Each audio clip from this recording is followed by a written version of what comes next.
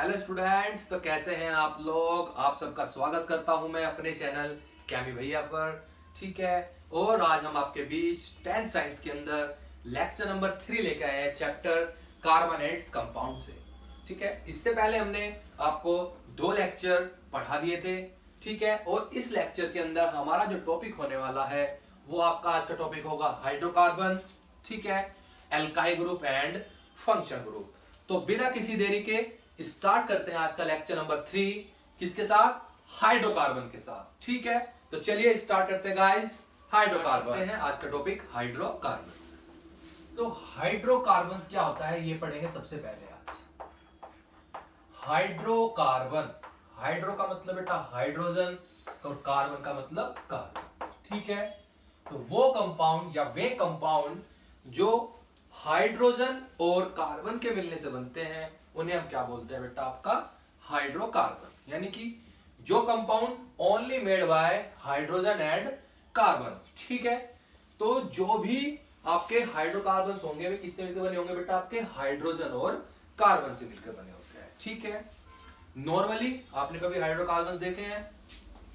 अब आप सोचोगे कहां देखे हैं।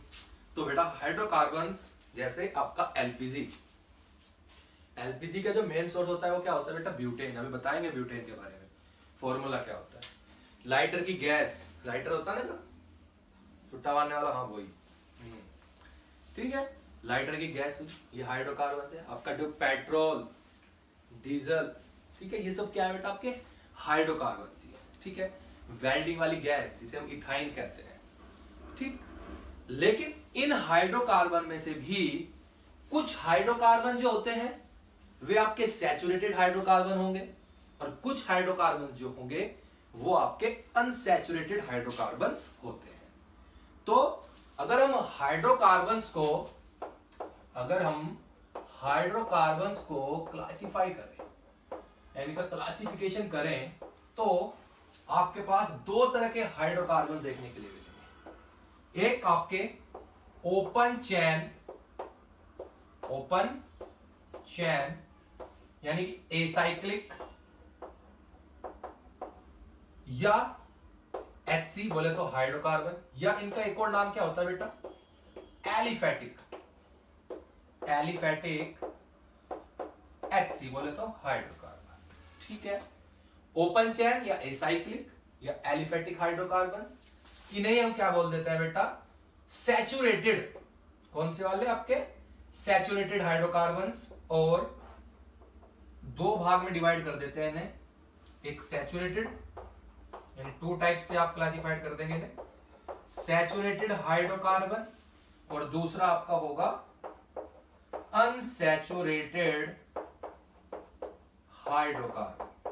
ठीक है, तो हाइड्रोकार्बन में ओपन चैन वाले एसाइक्लिक भी बोलते हैं इन्हें, एलिफेटिक भी हाइड्रोकार्बन बोलते हैं, और ये 2 टाइप से हमने डिवाइड कर दिए यहां पर, आपका saturated hydrocarbon and unsaturated hydrocarbon. और दूसरे आपके होते हैं क्लोज्ड चैन हाइड्रोकार्बन, या इन्हें आप साइक्लिक और रिंग, ठीक है, हाइड्रोकार्बन्स भी बोलते हैं। तो hydrocarbons open chain and close chain. Open chain further divided into 2 parts, saturated hydrocarbon and unsaturated hydrocarbons. ठीक है, तो ये आपके हाइड्रोकार्बन्स थे। इसमें हम आपको पढ़ाएंगे अब सैचुरेटेड हाइड्रोकार्बन्स क्या होते हैं और अनसैचुरेटेड हाइड्रोकार्बन्स क्या होते हैं। ठीक है गाइस, तो चलिए स्टार्ट करते हैं आपके सैचुरेटेड एंड अनसैचुरेटेड हाइड्रोकार्बन्स में डिफरेंस। चलिए देखते हैं। एक आपका सैचुरेटेड होगा और एक आपका क्या होगा बेटा? अनसैचुरेटेड। इन दोनों में डिफरेंस पढ़ते हैं कि कितना डिफरेंस होता है। तो चलिए एक तरफ आप लिख लेते हैं बेटा, आप सैचुरेटेड लिख लेते हैं एक तरफ, सैचुरेटेड हाइड्रोकार्बन, एंड इधर लिख लेते हैं आप अनसैचुरेटेड हाइड्रोकार्बन। ठीक है, तो चलिए बात करते हैं इनकी। नंबर फर्स्ट पॉइंट जो सैचुरेटेड के लिए होता है, जिन हाइड्रोकार्बन्स के अंदर कार्बन कार्बन के बीच सिंगल बॉन्ड होता है, क्या होता है बेटा? कार्बन कार्बन के बीच कैसा बॉन्ड होगा बेटा आपका, सिंगल बॉन्ड होता है। वे आपके क्या होते हैं, सैचुरेटेड हाइड्रोकार्बन्स होते हैं। और जिन हाइड्रोकार्बन्स के बीच कार्बन कार्बन के बीच डबल और ट्रिपल बॉन्ड होता है, ठीक है, कार्बन कार्बन के बीच में डबल और ट्रिपल बॉन्ड होता है, वे आपके क्या होते हैं, अनसैचुरेटेड हाइड्रोकार्बन्स होते हैं। ठीक है, सेकंड पॉइंट, इंपॉर्टेंट पॉइंट है ये भी, सैचुरेटेड हाइड्रोकार्बन जो होते हैं वे आपके ऑलवेज सब्स्टिट्यूशन रिएक्शन शो करते हैं। सब्स्टिट्यूशन रिएक्शन शो करेंगे बेटा, रिएक्शन, ठीक है। और आपके जो अनसैचुरेटेड हाइड्रोकार्बन होते हैं ये आपका एडिशन रिएक्शन शो करते हैं। कौन सी रिएक्शन शो करते हैं, एडिशन रिएक्शन। चलिए इनका एक एग्जांपल भी देख लेते हैं यहीं पर ही। फॉर एग्जांपल मिथेन CH4, यहां पे इसे सिंगल सिंगल बॉन्ड से अटैच होंगे H, ठीक है। और मैंने इसकी रिएक्शन क्लोरीन से करा दी Cl2 से, ठीक है, इन the presence of light, H नहीं, यानी कि लाइट के प्रेजेंस। अब यहां पर क्या होगा इसे समझें कि ये बीच में क्या है बेटा, यहां पर एक टेबल है और इसके ये कुर्सी बिछी हुई है, यहां पर चेयर्स है, वो 4 चेयर्स हैं, इनके ऊपर कौन बैठा है, हाइड्रोजन बैठे हैं, ठीक है। अब एक कुर्सी पे एक बंदा बैठ सकता है, यानी एक कुर्सी पे एक हाइड्रोजन बैठ सकता है। और अब ये जो Cl2 है, 2 Cl है आपके पास, सिंगल बॉन्ड इस तरह।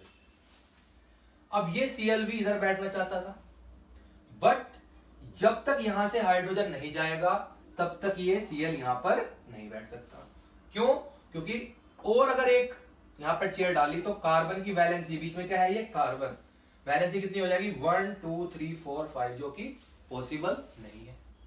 तो अब क्या होगा कि इनमें से एक Cl क्या करेगा, इस हाइड्रोजन को अपने साथ बातों लगाएगा, यानी बात में लगा के यहां से ले जाएगा और दूसरा Cl यहां पर आकर बैठ जाएगा। इस तरीके से एक H एक Cl के साथ चला जाएगा बाहर और यहां पर क्या होगा, दूसरा Cl उस हाइड्रोजन की जगह पर आकर बैठ गया।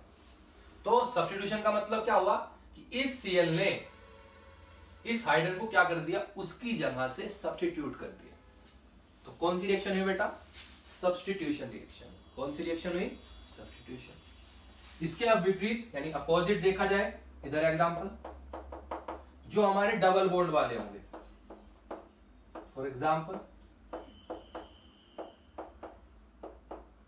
मैंने इसकी रिएक्शन हाइड्रोजन से कराई, किससे कराई, हाइड्रोजन से करा दी बेटा, in the presence of nickel, catalyst. Catalyst जो है रिएक्शन के रेट को चेंज कर देते हैं, मेनली यहां पे इंक्रीज कर देगा। तो डबल बॉन्ड होने की वजह से कौन सी रिएक्शन शो होगी बेटा, एडिशन रिएक्शन। कौन सी रिएक्शन शो होगी, एडिशन। तो उसमें 2 हाइड्रोजन तो पहले से ही ऐड थे, एक हाइड्रोजन इधर ऐड हो जाएगा और एक हाइड्रोजन इधर ऐड हो जाएगा, ठीक है। कार्बन की वैलेंसी कितनी 1 2 3 1 2 3, तो सिंगल बॉन्ड बीच में आ जाए। तो एडिशन होने पर बॉन्ड क्या हो जाता है बेटा, आपका घट जाता है, डिक्रीज हो जाता है। समझ में आती है बात। तो यहां पर सब्स्टिट्यूशन रिएक्शन हुई, यानी कोई भी चीज ऐड नहीं हो पाने की, क्या होगी, जो होगी वो निकलेगी। Addition reaction unsaturated hydrocarbon show करेंगे और कोई भी चीज आएगी वो क्या हो जाएगी, वहां पर ऐड हो जाएगी, और तब तक ऐड होगी जब तक कि सैचुरेटेड कंपाउंड ना हो जाए, कौन, अनसैचुरेटेड वाला, ठीक है।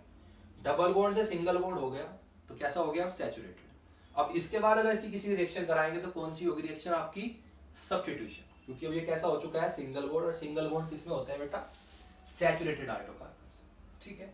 इतनी बात समझ में आती है। चलो थर्ड पॉइंट देखते हैं, ये भी अच्छा पॉइंट है। जो आपके सैचुरेटेड हाइड्रोकार्बन्स हैं वे आपके ब्लू फ्लेम के साथ, ब्लू नॉन शॉर्टी फ्लेम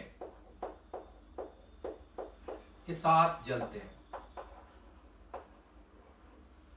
उसका रीजन क्या होगा बेटा, क्योंकि इनके अंदर जो कार्बन की परसेंटेज होती है वो कम होती है, ठीक है। आपने देखा भी होगा, आपके घर एलपीजी है, आप उस पर खाना बनाते हैं तो आपने देखा होगा कि वहां पर कोई भी धुआं नहीं निकलता, ठीक है। कैसी फ्लेम निकलती है वहां पर, ब्लू कलर की, ठीक। और उसका रीजन है कम कार्बन होने की, उसका जो कंबशन है इन द प्रेजेंस ऑफ एयर वो बहुत अच्छी तरीके से होता है। अगर आपके बर्तन जो है काले हो रहे हैं यानी ब्लैक होने लगे उसकी तली जो है, तो इसका मतलब समझ लेना कि जो वहां पे आपका एलपीजी है उसका जो कंबशन है वो कंप्लीटली नहीं हो रहा है। ठीक है, तो चलिए थर्ड पॉइंट इधर, ये आपके जो अनसैचुरेटेड हाइड्रोकार्बन होते हैं ये येलो छोटी फ्लेम के साथ जलते हैं। ठीक है, with lots of black smoke, यानी कि काले धुएं के साथ येलो फ्लेम बनेगी, छोटी फ्लेम वो भी। ठीक है, छोटी का मतलब जो कालक बना देगी ऊपर से। ठीक है, बात समझ में? क्यों है ऐसा? Low percentage of carbon, low percentage of carbon. ठीक है, और इधर हाई परसेंटेज ऑफ कार्बन। ठीक है, तो ये आपके सैचुरेटेड और अनसैचुरेटेड हाइड्रोकार्बन्स की बात हुई। Saturated hydrocarbons carbon carbon single bond होंगे, अनसैचुरेटेड में डबल और ट्रिपल होंगे। सब्स्टिट्यूशन रिएक्शन शो करेंगे आपके सैचुरेटेड हाइड्रोकार्बन, अनसैचुरेटेड हाइड्रोकार्बन आपके एडिशन रिएक्शन शो करेंगे। ठीक है, ये एग्जांपल दिखा दिया हमने इस तरीके से। सैचुरेटेड हाइड्रोकार्बन ब्लू नॉन छोटी फ्लेम के साथ जलते हैं, अनसैचुरेटेड हाइड्रोकार्बन येलो छोटी फ्लेम के साथ चलेंगे with lots of black smoke, काले धुएं के साथ। ठीक है, क्यों होगा ऐसा? क्योंकि इनके अंदर लो परसेंटेज ऑफ कार्बन होती है बेटा, और इनके अंदर हाई परसेंटेज ऑफ कार्बन होती है। ठीक है, इतनी बात समझ में आती है। चलिए अब हम आपको सैचुरेटेड और अनसैचुरेटेड हाइड्रोकार्बन्स के मेन एग्जांपल बताएंगे, जो इनके मेन एग्जांपल होते हैं, और उन्हें आप जरा ध्यान से देखना, उन्हीं से आपको फॉर्मूले बनाने हैं सभी। ठीक है, चलो देखते हैं। सैचुरेटेड हाइड्रोकार्बन जो होते हैं उनका जो मेन एग्जांपल है बेटा, वो मेन एग्जांपल है आपका एल्केन्स। क्या एग्जांपल है बेटा? एल्केन्स। ठीक है, वहीं अनसैचुरेटेड हाइड्रोकार्बन्स के अंदर जो एग्जांपल मिलने वाला है वो आपको मिलेगा alkenes and alkynes, alkene and alkynes. ठीक है, और एल्केन्स की जो पहचान हमने बताई, यानी सैचुरेटेड है तो कार्बन कार्बन के बीच कैसा बॉन्ड होगा बेटा? आपका सिंगल बॉन्ड होने वाला है। ठीक है, इनका जो जनरल फॉर्मूला होगा, जो इनका जनरल फॉर्मूला होने वाला है एल्केन्स का, वो आपका क्या होगा बेटा? CnH2n+2, where n is number of carbons. ठीक है, नंबर ऑफ कार्बन्स। ठीक, एल्कीन्स में अभी बताई थी डबल बॉन्ड होगा, कैसा बॉन्ड होगा बेटा? डबल। और एल्काइंस में आपका ट्रिपल बॉन्ड होगा। ठीक है, अब एल्केन का जनरल फॉर्मूला क्या था? CnH2n+2। अगर मैं इधर से माइनस कर दूं तो +2 से -2 क्या हो गया? कैंसिल हो गया। तो क्या बचा आपके पास? CnH2n, where n is number of carbon.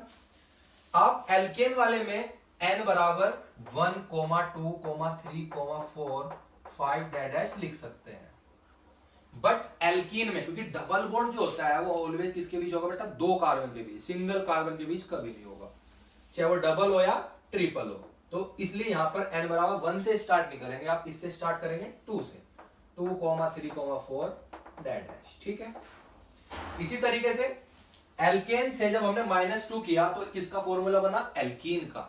इसी तरीके से जब एल्कीन्स के फॉर्मूले से -2 कर देंगे तो फॉर्मूला क्या बनेगा बेटा? CnH2n और -2 और कर दिया इससे तो -2। ठीक है, इधर भी n बराबर क्या होगा आपका? 2, 3, 4, 5 डैश। ठीक है, इस तरीके से। तो saturated hydrocarbon alkane single bond होगा, जनरल फॉर्मूला होगा CnH2n+2। n बराबर क्या होगा? नंबर ऑफ कार्बन 1, 2, 3, 4, 5 रख सकते हैं इधर कार्बन के नंबर। ठीक है, अनसैचुरेटेड हाइड्रोकार्बन्स के अंदर एल्कीन्स होंगे और एल्काइंस होंगे, एल्कीन डबल बॉन्ड वाले होते हैं और एल्काइंस ट्रिपल बॉन्ड वाले। एल्केन के फॉर्मूले से -2 करने पर एल्कीन का फॉर्मूला आ जाएगा, जिसका नाम क्या होगा फॉर्मूला CnH2n, और दोबारा -2 करेंगे तो एल्काइन का फॉर्मूला आ जाएगा CnH2n-2।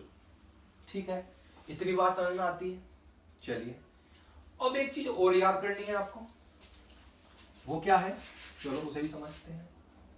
अगर आपके पास कहीं पर एक कार्बन है तो आप उसे बेटा मिथ बोलेंगे, यानी मैथ बोलेंगे। ठीक है, मैथ। नंबर 2 के लिए एथ, 3 के लिए बेटा आपका प्रोप, ठीक है, 4 के लिए आपका ब्यूट, बट नहीं बोलना, ब्यूट, ठीक है, 5 के लिए आपका बेटा पेंट, ठीक, 6 के लिए बेटा आपका हेक्स, हेक्स होगा, ठीक है, 7 का आपका बेटा हेप्ट, ठीक है, 8 के लिए आपका ओक्ट, 9 के लिए आपका नॉन, और 10 के लिए आपका क्या होगा बेटा डैक होगा। ठीक है, ऐसे इसका 11 का भी है अनडैक है, 12 का डोडैक है, वो याद नहीं करने आपको, केवल 10 तक याद करने हैं। 1 meth, eth, prop, but, pent, hex, hept, oct, non, dec. ठीक है, अगर आपके ये याद है तो आप किसी भी फॉर्मूला यानी एल्केन्स का कोई भी फॉर्मूला बना सकते हैं। एल्केन्स एक फैमिली है, यहाँ पर किस तरह से फर्स्ट फैमिली का मेंबर कौन है इनका, जैसे मीथेन, क्योंकि एक कार्बन किसके लिए आ गया मिथ, और सिंगल बॉन्ड के लिए क्या आएगा एन, तो मीथेन, ठीक है, इथेन, प्रोपेन, ब्यूटेन, ठीक है, ऑक्टेन, ऐसे इधर एथीन, ठीक है, प्रोपीन, ब्यूटीन, ठीक है, और आपका इथाइन, प्रोपाइन, ब्यूटाइन, इस तरह के हम फॉर्मूले बना सकते हैं। ठीक है, अगर आपके पास क्या याद हो, आपको जनरल फॉर्मूला पता हो और आपको पता हो कि किस कार्बन के लिए कौन सा नंबर ऐड होता है। आती है समझ में बात? जैसे फॉर एग्जांपल मैं आपसे पूछता हूं कि what is the formula of octane, तो ओक्ट एन, देखो क्या है बेटा ओक्ट एन, लास्ट में क्या आया एन, तो समझ जाएंगे कौन सा फॉर्मूला रहेगा आपका एल्केन वाला। एल्केन का फॉर्मूला क्या है CnH2n+2, और n कितना होगा ओक्ट, ओक्ट का मतलब भी क्या बताया कितने कार्बन है बेटा 8, तो इस वाले फॉर्मूले में क्या रखेंगे आप CnH2n+2, n की जगह पे क्या रख देंगे 8, तो क्या होगा C8, 2 × 8 + 2, तो C8, 2 8 जा 16 + 2 18, तो C8H18 जो फॉर्मूला होगा वो किसका फॉर्मूला होगा बेटा आपका ऑक्टेन का फॉर्मूला होगा। ठीक है, ये बात समझ में आती है आपको? ठीक, तो ये बात आपको ध्यान रखनी है इस तरीके से। ठीक है, ये आपको बिल्कुल क्लियर होने चाहिए, इसके बिना आपका कुछ नहीं होने वाला इस चैप्टर के अंदर। ठीक है, तो ये ध्यान रखोगे। चलिए स्क्रीनशॉट ले लीजिए। चलिए अब हमारा जो नेक्स्ट टॉपिक आता है बेटा वो आता है एल्काइल ग्रुप्स। क्या आता है? Alkyl groups. ठीक है, चलिए देखते हैं। अब एल्काइल ग्रुप्स क्या होते हैं समझते हैं। एल्काइल ग्रुप्स को अभी हमने एक आपको एग्जांपल बताया था सैचुरेटेड हाइड्रोकार्बन्स का। ठीक है, क्या था एल्केन्स। क्या एग्जांपल था बेटा? एल्केन्स। ठीक है, तो किसी एल्केन से जब एक हाइड्रोजन एटम को रिमूव कर देते हैं तो जो पार्ट रिमेन बचता है, जो पार्ट रिमेन बचता है उसे हम क्या बोलते हैं बेटा? आपका एल्काइल ग्रुप बोलते हैं। क्या बोलते हैं? Alkyl group. फॉर एग्जांपल देखते हैं कैसे। आपके पास एल्केन है, जब आप किसी एल्केन से एक हाइड्रोजन रिमूव कर दोगे, माइनस कर दोगे, तो आप क्या देखोगे कि नेम के बाद एल्केन के नाम से एन हट जाएगा और प्लस वाईएल क्या कर देंगे बेटा उसके नाम में ऐड कर देंगे इस तरीके से। तो एन हट चुका बेटा और वाईएल ऐड हो गया। ठीक है, नॉर्मली एल्काइल ग्रुप को हम सिंगल बॉन्ड आर से रिप्रेजेंट करेंगे। कैसे? क्योंकि एल्केन को हम लिखते हैं आर सिंगल बॉन्ड एच। किससे लिखते हैं? R single bond H. तो जब यहां से एक हाइड्रोजन एटम रिमूव हो जाएगा तो आपका क्या बचेगा आपके पास सिंगल बॉन्ड R। तो इसे ही हम क्या बोलेंगे बेटा आपका एल्काइल ग्रुप। क्या बोलेंगे एल्काइल ग्रुप। फॉर एग्जांपल जैसे एल्केन है, एल्केन का जो फर्स्ट मेंबर होगा वो क्या होगा, इस वाले फॉर्मूले में रखकर आपका फॉर्मूला निकालेंगे CnH2n+2 CnH2n+2। n बराबर कितना रखना है मिथ के लिए, मैथेन है क्योंकि मिथेन है, मिथेन का मतलब नंबर 1 कार्बन पर, तो n बराबर 1 रखेंगे तो फॉर्मूला क्या आएगा बेटा आपका CH4। तो देखिए ये CH4 है, ये किसका फॉर्मूला है बेटा आपका मीथेन का। तो मीथेन से जब एक हाइड्रोजन एटम निकल जाएगा तो जो आपका पार्ट एक एच निकलने पे क्या बचा सिंगल बॉन्ड CH3, एक वैलेंसी खाली हो गई, ये वैलेंसी खाली है यहाँ पर, तो एन हटा देंगे नाम के बाद मिथ के, क्या जोड़ देंगे वाई, तो क्या बना मिथाइल। इसी तरीके से n बराबर 2 रखेंगे तो इथेन का फॉर्मूला आएगा, वो क्या होगा आपका C2H6, यहां से H रिमूव किया तो क्या होगा सिंगल बॉन्ड C2H5, ये क्या नाम है बेटा इसका इथेन, तो एन रिमूव होगा और YL जुड़ेगा तो क्या फॉर्मूला हो जाएगा आपका इथाइल। ठीक है, ये फॉर्मूले हो जाएंगे। तो किसी एल्केन से एक हाइड्रोजन रिमूव करने के बाद जो भी पार्ट रिमेन बचा बेटा उसे हमने क्या बोला आपका एल्काइल ग्रुप बोला। ठीक है, साथ साथ बात ध्यान रखनी है कि किसी भी ऑर्गेनिक कंपाउंड या हाइड्रोकार्बन की जो फिजिकल प्रॉपर्टीज है लाइक एज सोल्यूबिलिटी, ठीक है, उसकी फिजिकल स्टेट, उसका मेल्टिंग पॉइंट, उसका बॉइलिंग पॉइंट, ये जो फिजिकल प्रॉपर्टीज है एक्सेट्रा और भी कोई, वे सब किस पे डिपेंड करती है बेटा आपका एल्काइल ग्रुप पे डिपेंड करती है। किस पे डिपेंड करती है एल्काइल ग्रुप पर। जैसे जैसे methane ethane propane number of carbon बढ़ते रहेंगे इसी तरीके से उनके बॉइलिंग पॉइंट भी बढ़ते रहेंगे क्योंकि उनके बीच वान डेर वाल फोर्सेस लगातार बढ़ती रहेगी। ठीक है, बात समझ में आती है। तो किसी भी ऑर्गेनिक कंपाउंड की फिजिकल प्रॉपर्टीज किस पे डिपेंड करती है बेटा आपके एल्काइल ग्रुप पे डिपेंड करती है। ठीक है, तो समझ में आई आपको एल्काइल ग्रुप। इसी तरीके से इथेन से इथाइल बना, प्रोपेन से प्रोपाइल बनेगा, ब्यूटेन से ब्यूटाइल, ठीक है, पेंटेन से पेंटाइल, इस तरह से ये बनते रहेंगे। ठीक है, बस आपको क्या पता होना चाहिए बेटा जनरल फॉर्मूला पता होना चाहिए एल्केन का और किस कार्बन के लिए हम क्या नंबर रखेंगे ये आपको पता होना चाहिए। ठीक है, उससे फिर आपको आपकी जो IUPAC नेमिंग आएंगे आगे उसमें आपको काफी हेल्प मिलने वाली है। ठीक है, उससे आप पहचान लोगे कि ये एल्काइल ग्रुप का नाम क्या है। समझ में आती है बात, क्लियर है। तो चलिए अब स्टार्ट करते हैं आपके बीच फंक्शनल ग्रुप। कौन सा ग्रुप बेटा फंक्शनल ग्रुप। किसी भी ऑर्गेनिक कंपाउंड के पास दो ग्रुप होते हैं। ठीक है, उन्हें हम इसमें से एक तो क्या हो जाता है एल्काइल ग्रुप और दूसरा उसका फंक्शनल ग्रुप। एक से एल्काइल ग्रुप पढ़ा तो किसकी प्रॉपर्टी पता लगी बेटा फिजिकल प्रॉपर्टी पता लगी। तो दूसरी कौन सा बताएगा जो फंक्शनल ग्रुप होगा, फंक्शनल ग्रुप बताता है बेटा हमें ऑर्गेनिक कंपाउंड की केमिकल प्रॉपर्टीज। ठीक है, फंक्शनल ग्रुप। ठीक है, तो ऑर्गेनिक कंपाउंड्स का अंदर वो पार्ट्स या हाइड्रोकार्बन्स का वो पार्ट्स जो हमें उस कंपाउंड की केमिकल प्रॉपर्टीज के बारे में बताएगा। ठीक है, वो उसके केमिकल प्रॉपर्टीज के बारे में बताएगा जो उसे हम क्या बोलेंगे उसको फंक्शनल ग्रुप बोलेंगे। क्या बोलेंगे बेटा फंक्शनल ग्रुप। ठीक है, इतनी बात समझ में आती है। तो फंक्शनल ग्रुप पर किसी भी ऑर्गेनिक कंपाउंड की केमिकल प्रॉपर्टी डिपेंड करती है। तो अगर आपसे कोई पूछे कि what is the functional group, तो फंक्शनल ग्रुप क्या है ऑर्गेनिक कंपाउंड की केमिकल प्रॉपर्टीज उस हाइड्रोकार्बन या उस ऑर्गेनिक कंपाउंड के जिस पार्ट्स पे एटम्स भी हो सकता है या ग्रुप ऑफ एटम्स भी हो सकता है वो, उसे हम क्या बोलते हैं फंक्शनल ग्रुप बोलते हैं। क्या बोलते हैं फंक्शनल ग्रुप। इसके लिए कुछ एग्जांपल्स हैं।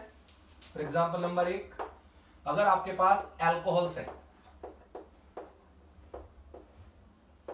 क्या है आपके पास एल्कोहल्स, तो एल्कोहल्स को जनरली हम लिख लेते हैं R सिंगल बॉन्ड OH। ठीक है, और एल्कोहल्स के लिए जो फंक्शनल ग्रुप है Fg वो आपका क्या होगा बेटा OH होगा, सिंगल बॉन्ड OH आने वाला है। ठीक है, तो एल्कोहल की जो पहचान होगी उसमें क्या होगा बेटा आपका OH आएगा। ठीक है, सेकंड आपका जो होने वाला है वो आपका क्या होगा एल्डिहाइड्स। एल्डिहाइड्स हाइड्स होने वाला है। ठीक है, एल्डिहाइड्स क्या होते हैं? एल्डिहाइड्स के अंदर आपका फंक्शन ग्रुप मिलने वाला है RCHO। ठीक है, यानी कि इनके अंदर जो बॉन्ड होता है वो CHO होता है। इसे हम ऐसे भी लिख सकते हैं C डबल बॉन्ड O और सिंगल बॉन्ड H। तो CHO ग्रुप किसके लिए होता है बेटा? एल्डिहाइड्स के लिए। ये आपको पता होना चाहिए। ठीक है, थर्ड है आपका कीटोन। तो कीटोन्स क्या होते हैं? कीटोन्स के अंदर बेटा आपका फंक्शन ग्रुप मिलने वाला है C डबल बॉन्ड O वाला।